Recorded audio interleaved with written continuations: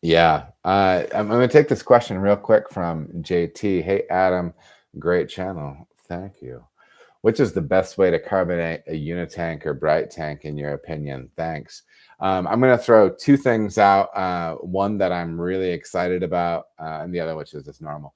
Typically, we go into a brite tank and we force carbonate it with CO2 through a carbonation stone, and that's how we're doing that there. But just this week, we wrapped up a Dunkelweiss that I got some great advice on from the kind and decent Rockney Van Meter, which you should really go and check out. In our playlist, I have a I have no idea what the playlist is called, but I sit down and talk beer for like 2 hours with Rock Van Meter, a brewer at Redwood in Michigan.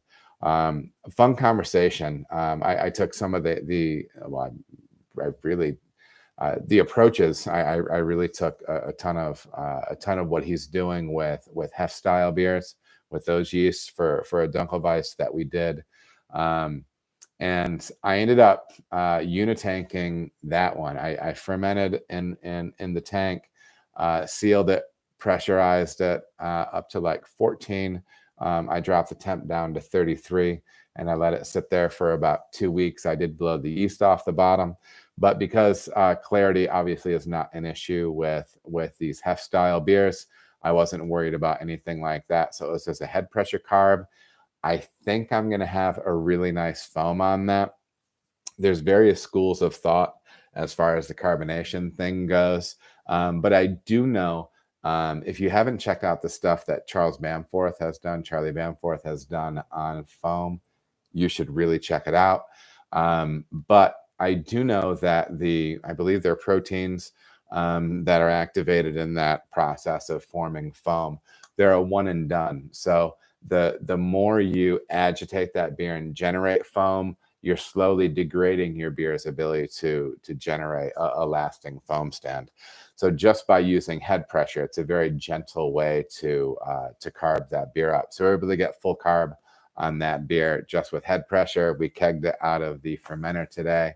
We're going to be putting it on next week. I'm pretty excited to see how that turns out. But those are the ways that I handle carbonation in the brew house.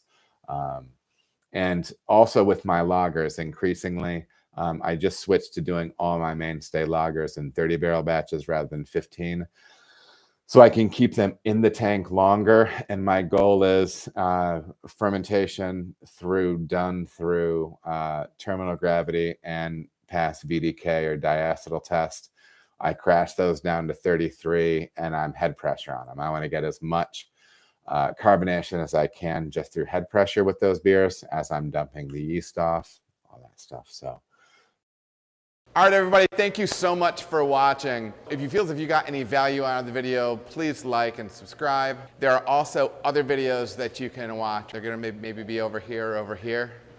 Appreciate you watching.